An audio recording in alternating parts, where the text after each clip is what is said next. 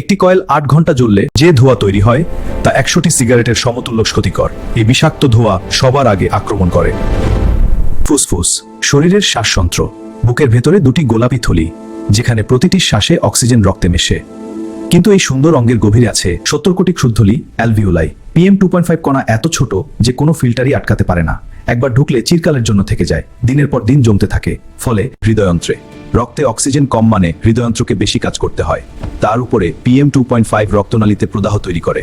এই প্রদাহ থেকে ধমনীতে চর্বির স্তর জমে অ্যাথেরোস্ক্লেরোস, ধমনী শুরু হয়, রক্তচাপ বাড়ে। একদিন এই প্লাক ফেটে যায়, এটাই হার্ট অ্যাটাক।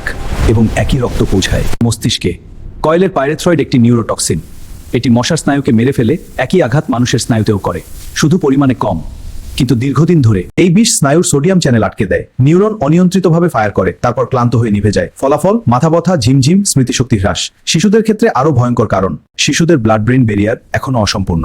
ফাঁক দিয়ে বিষ ঢুকে পড়ে সরাসরি মস্তিষ্কে। বিকাশমান নিউরন ক্ষতিগ্রস্ত হয়। ফলাফল দেখা যায় সামনের কর্টেক্সে মনোযোগ কমে, আবেগ নিয়ন্ত্রণ কঠিন হয়। এটাই ADHD 3 গুণ বেশি। আর IQ গড়ে 4 থেকে 8 পয়েন্ট কম। এই ক্ষতি পরিণত বয়সে বহন করতে হয়। এরপর রক্তে মিশে যাওয়া বিষ পৌঁছায় লিভারে। শরীরের রাসায়নিক কারখানা বছরও বেশি কাজ করে এই অঙ্গ। বিষ নিষ্ক্রিয় করাও তার দায়িত্ব। কিন্তু প্রতিদিন প্রতিরাতে একই বিষ বারবার আসতে থাকলে লিভারের এনজাইম ক্লান্ত হয়ে পড়ে। কোষে অক্সিডেটিভ স্ট্রেস তৈরি হয়, কোষ মরে যায়। মৃত কোষের জায়গায় তৈরি হয় ক্ষতচিহ্ন, ফিব্রোসিস। দীর্ঘমেয়াদে এটাই সিরোসিস। সিরোসিসে লিভার সংকুচিত হয়, শক্ত হয়, কাজ করার ক্ষমতা হারায়। সিরোসিস থেকে হতে পারে লিভার ক্যান্সার। PAH সরাসরি ডিএনএতে ঢুকে পড়ে, জিন পরিবর্তন করে। কোষ অনিয়ন্ত্রিতভাবে বাড়তে শুরু করে। এই একই PAH একই সাথে আক্রমণ করে। পরবর্তী পর্বের জন্য কমেন্ট করুন।